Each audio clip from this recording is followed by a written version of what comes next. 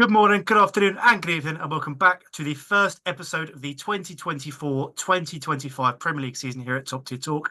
Chavez, you are going to be the first person starting off this season. Man United game on Friday, Manchester United 1, Fulham nil. Take it away. A lot of firsts. So first game of the season, first goal scorer of the season on his first game for Man United, Joshua Zirkzee. I have to admit, I actually, for once, it's a player I hadn't seen much of before, and I thought, you know what, I'll tune into the Euros to see this guy properly because we were linked to him, and then he played like 3 minutes. So coming into it, all I'd heard was he's quite good in build up, quite the opposite of Hoyland. Hoyland's strong in the channels. Xerxes is a more small, close quarters player, which is good. It's good balance up top, and that's exactly what he was when he came on. He retained the ball. He said he's a 9.5, not a 10 or a 9 in between, and that's exactly what he did for the goal. Received the ball, did a DM's job, and played a pass to the right, and then jumped into the box and scored.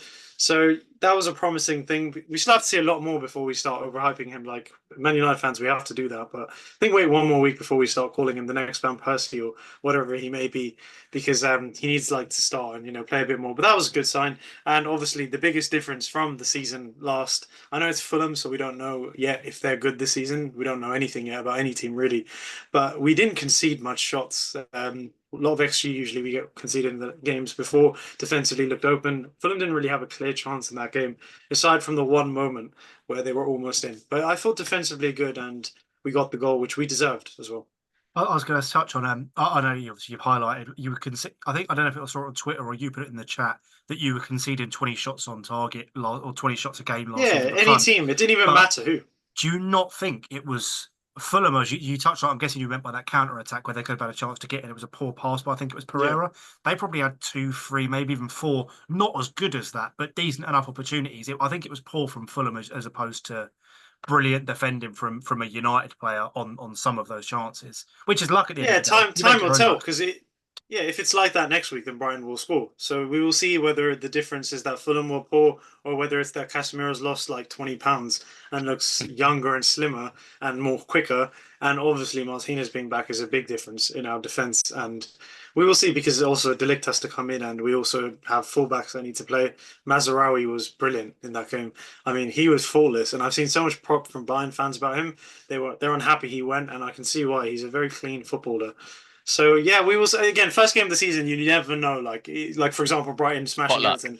Yeah, was that Everton being bad? Was that Brighton being good? It's like that with every game. The Well, that's what I was consistency going we'll to see ask over the you, next few weeks. because obviously your next fixture is Brighton away, and they've obviously Yeah, smacked Brighton, not Brighton, Everton at their own place 3-0. So, what were you expecting going into that game? And Brighton have a fairly good record against United. Correct me if I'm wrong, but I'm pretty sure Well, they do. even yeah. at home, all their games at home they play against people were pretty solid as well.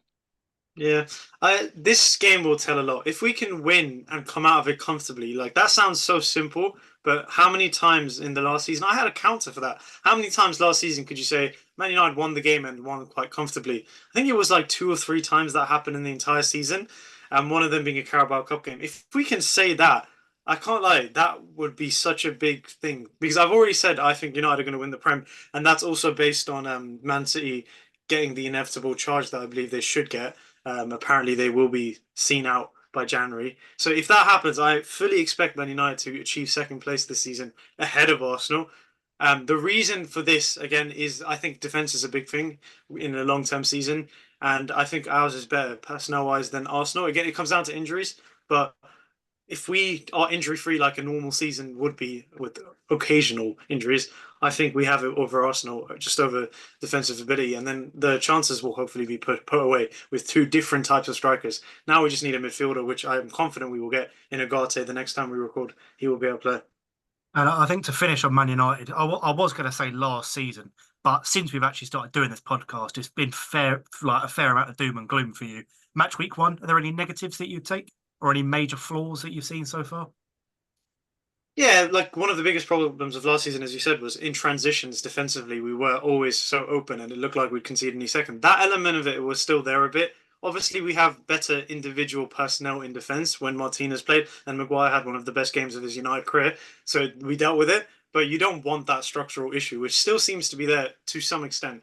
That probably comes from the fact that Casemiro is older, although he's improved, I think, physically from last season, and Kobe is still learning the defensive side of the game. He's still not a physical monster, which is one thing which, once this window ends, the one question people will ask is why we didn't sign an out and out DM to support Casemiro. I understand Toby Collier, maybe you guys aren't introduced to him yet. He is someone who is a six profile that they are hoping will fill those boots eventually. Ten Hag doesn't really go to contract signings of players. He's only been to a couple. I think one was Manu, one was Garnacho, and the third one is Toby. So it's a player he knows is going to be in the squad soon, alongside Harry Mass, maybe 5 years down the line, 2, 3, 4 years. But that's too soon. So I just think Sander Berge would have been a perfect signing. And in the end, Fulham got him. It didn't even like Sander Berge was a squad player who would not have expected to play 38 starting games a season. He would have, for the price, would have been perfect. I don't know why we didn't get him. I'm not going to Even as question you Ineos, said, though. like a Douglas Luiz left this summer from Villa. Onana went from Everton to Villa. Like there was I He would think have been Onana. I think Onana would Villa's have been asking incredible. too much money for Douglas Luiz. That's all. I think we were after him like even last summer and even in the January Oh one yeah, as no, well. We were there after him. were movements for quality sixes or holding midfielders or whatever you want to label them as, literal within the last 2 months. But I suppose moving on from Man United to Asamir's not here. Elliot, take it away. Arsenal's first game of the season. Absolutely, yes. I was pretty confident going into this game. You know, if it was Wolves away, I probably would have been a bit shaky because Wolves away, for some reason, are quite a hard opponent. They love to play well at the Molineux. But yeah, you know, 2-0, we got the 3 points. Havertz a goal and assists. He's going to be, I reckon, a contender up there for one of the best players this season. Call me crazy, but I think so. Be crazy anyway. Anyhow, Saka as well, goal and assists. But yeah, I'll be honest. I think it was a bit of a weird one because I think we looked pretty comfortable throughout the entire thing. But there was that one player. What's his name? Moliquera. Oh, There's Mosquera. Mosquera. Yeah, Yeah, I think he was on mind games this entire game because he. I don't know how. To be fair, look, call me crazy. I don't know what you guys what you think about it as well. But what do you think about that thing when he basically put his hand around Havertz's neck? yeah. It looked like I haven't seen the full footage of it, but from what I've heard and what I've seen of the pictures, it looks like he's tried to disguise it as he broke his fall Yeah, with no. Havertz and yeah. But again, it's same as was it Casemiro last year? Chavez literally touched Yeah. someone's neck and he got Such- straight red for it, and he's full. This is what I'm saying. Will Yeah. Hughes. Oh, that was it. This is what I'm saying. So, like, when I was looking at that, I'm thinking he's out and out held his neck for maybe a good 3 seconds before he decided, oh, accident. Nah, because then all of a sudden, when Gabriel Jesus came on as well, he decided to touch his bum like a weirdo. And then hey, Gabriel Jesus got a yellow card for that because he reacted and said, "Get off me," which I don't understand. But look, at the end of the day, he was That's on not my inclusive, is it?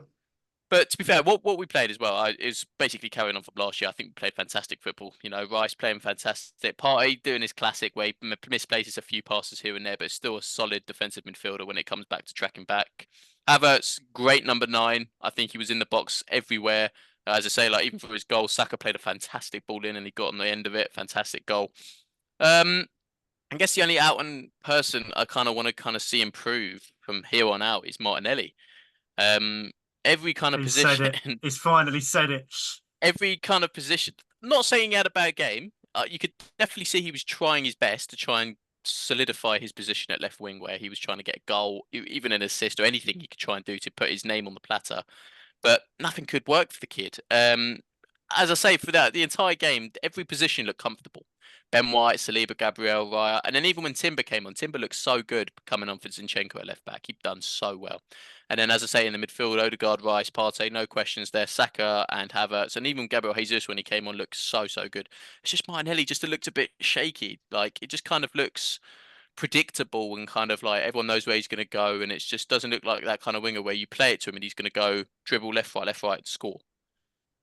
So maybe Almost, as like you said, almost like you said, predictable, but can't do anything about it is a brilliant trait to have. Like an Arjen, I'm not comparing the two, but like an Arjen Robben. You knew he was cutting inside, you knew he was shooting on his left foot, but you couldn't do anything about it. As you said, Martinelli, who's not that ability to be a one-trick pony. well, yeah, but that's what I'm saying is like if he's kind of them ones where you give it to him and he can like take it down the line and then cross it in, or for example cross, cut back and then pull it back into like Rice or Odegaard, for example, so it cuts it back towards the edge of the D. Look, I'm all for open ideas, but it just seems to be whenever I looked at Martinelli try and get the ball, I reckon he had maybe like 3 or 4 runs towards the box, and it kind of like discombobulated towards the end. And then every other time he was basically he got the ball, he'd get it, and then it just kind of stopped, and then he'd play it back Zinchenko or something like that, and they'd have to reform. Which look, it's probably in Arteta's plans to kind of like repossess the ball back to the other It's side very until you get a Arsenal, solid isn't game it? plan. But it's just a bit kind of But it's deflating like, to see him as you said, kind of like the get shut last down. season with Trossard. Trossard was very direct. I think he scored more and got more assists than him, obviously, with less game Absolutely, time. exactly. Now, if you could combine those two players, unfortunately, you can't perform some weird Frankenstein thing. But if you could, you'd have almost like the perfect winger for your club at the minute. But Yeah, absolutely. So yeah, so as I say, like from every other position, obviously from a 10 out of the 11, everyone was spot on. I couldn't fault them. So if we can carry on this continuous kind of like non-pressurized, the good thing is now we've got Aston Villa away in the second game, so there's not much pressure going into this game. Even though it's going to be a very hard fixture for us because Aston Villa decide they want to play their best ever football against Arsenal Football Club for some reason. They'll absolutely bend over backwards for Man City, but for us, they'll turn it on. As I say, if we turn up and we actually decide to play our good football, I reckon we could win. That's what I think. and it obviously well, was Calafuri playing that game? No. Okay. When's he back? No, he's on the bench. He's there. He's ready. He didn't play a minute. Nope. Also, is Timber going to start next game for my FPL? Because I had him in and I know. I saw you. You came in with some. You got like 1 point, didn't you, bless you? I don't know, mate. Who knows? Because we got too Did many. Zinchenko play well? Yeah, he did. Oh. It's like maybe with Kulusevski coming on with like 10 minutes to go. I was like, brilliant. That's so funny. Dan with a 6.5 mil Kulusevski in his team. It starts Brennan Johnson over him. So moving on to, I suppose, your title rivals. Amir's not here, but Chelsea 0, Man City 2. Can we just laugh at Amir since he's not here and his team lost at the weekend? It's pretty obvious, though, isn't it? Yeah. I guess. But it's still funny. It's pretty obvious. I mean, I think Man City have still got the juice, haven't they? I predicted them to come third in my like kind of predictions, but they could though. They could come 20th for all we know if that thing goes through now. True. Yeah. You could be the closest to getting it right. Yeah. I saw this discussion on another podcast, and I'd like to get your point, like your thoughts on this. At what point is the cut-off for Man City? Say if they get deducted 50 points, they could still stay up easily because they get 80, 90 points a season. At what point do you think is the cut-off for Man City that if they get deducted, for example, say 60 points, do you still think they'll stay up? Like, where would your point be? Like, do you know what I mean? If they get deducted 60 points, they have to get 100 points to stay up. But they've got 92, 94, 97 previously. But if you see like the likes of last season, I think 20th, which was who was it? Burnley. I'm gonna have a look. Just got 16 points, something like that. Yeah, but yeah, I think they can get 90, and even that is hard. The Premier League's tougher now.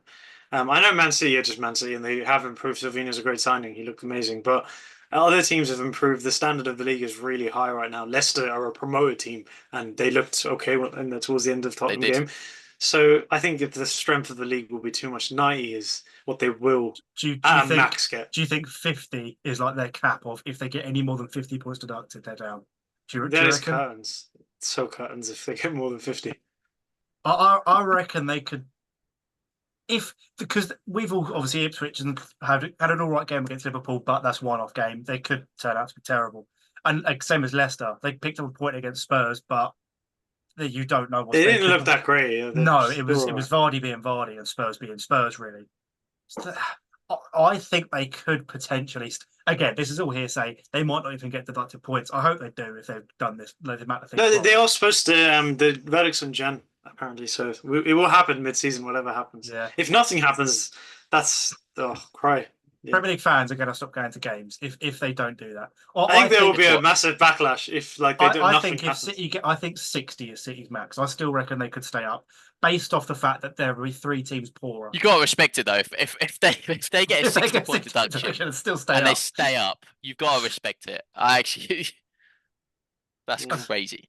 I just had a thought when we were talking about obviously Chelsea 0 Man City 2. Sorry. At what point, obviously, because there's only 3 of us on here on championships, so I'll kind of stay out of this. But at what point on this podcast can you remember the last time that we had all of our teams actually win on the same weekend? Because I can't remember that. I can't remember happening for a long time. Ours did, except Amir's, so technically ours all did. Yeah, so we're off to a great start here. Watford's off to a great start. I don't know what's going on with you, Dan. You said you were predicted coming last to get relegated. I think it's the 17th, and we've haven't lost a game in 3. You haven't lost a game yet. Famous last words when we lose to Derby. MK Dundee smoked 5-0, Millwall 3-2, and then Stoke, was it 2-0? It was 3-0 in the end. 3-0. But I'll jump on this quickly. I'll get my minute of Watford back. Go. I said to my dad after the game, I was walking back, and this is going to sound absolutely ridiculous to you two, and you're going to laugh at this. Even though we scored what 5, 6, 7, 8, we've scored 11 goals in 3 games, like including the cup, That's and unheard of for and, Watford. and 6 in 2 games in the league. We haven't scored like a proper goal. And like goals that you score every week, we've scored directly from a corner kick. We've scored a free kick, which we scored 1 a season. We scored a deflected shot that was brilliant movement from Rajovic, but again, deflected shot that Rajovic as well, yeah. to your striker isn't going to happen every week. We've scored two goals where the keeper's parried it straight to our attacker, and another one took a deflection off a defender, skimmed off the floor, and went through the keeper's hands in KMB's second against Stoke. Don't get me wrong, we're doing well in the attack. And defensively, we look a little bit better as well. But you look at it and you're like, we're not going to score that type of goal every week. But no, yeah, as I said, 3 games, 2 in the league, 1 in the cup, and it's been a great start. So I can't really complain. We're sitting in 3rd, so yeah, there's not much else. One of the favourites with Burnley, then. Was that? You're one of the favourites with Burnley to get promoted. Surely not. We were 14-1 at the start of the season. Something stupid like that. I was going to say about there's always something going on. Do you with us? I was going to go on to Chelsea. That's what I was going to say. We've got to move on. Yeah, well, we started in Chelsea and went on a tangent. Massive social experiment of just signing players, and it's like a big Mr. Beast video. How many players can we sign until someone notices what we're doing? Because these contracts, you know how I complain about, we're being held hostage by like Lindelof and Martial for so long because those players didn't turn out to be good and we can't sell them because no one's going to pay their wages. Well, Chelsea are just setting themselves up really badly here. If some of these players don't turn out to be what they're supposed to be, they're stuck because no one is paying the money that they paid. Their wages are probably high as well. I don't get this project. Felix now, aren't they? Yeah, Gallagher's gone. Gallagher's gone 1 way. Sterling, how much is it? 40 mil. Brilliant signing. Gallagher said, "Let's go."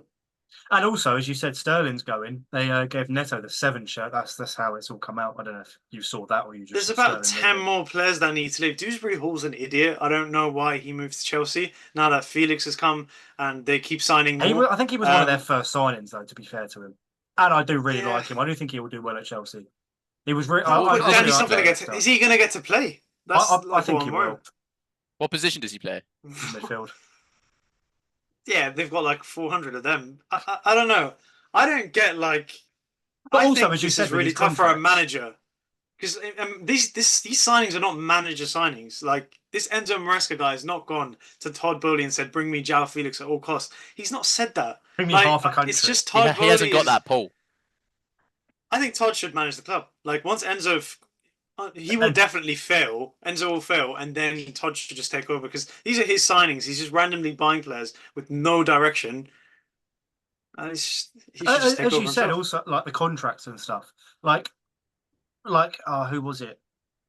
Someone they signed a youth player the other day on like a 6-year contract or something, and it was like I was talking to someone about it and I saw the discussion. Everyone's been saying this. Like you'd almost be an idiot to not take that contract at Chelsea Football Club. I used Dewsbury Hall for the example because you said he's not going to play. At what point do you give up the love of football and go, I'm setting up generational wealth here. I've got a contract for 7 years on $100,000 a week. I don't have, not like, do you know what I mean?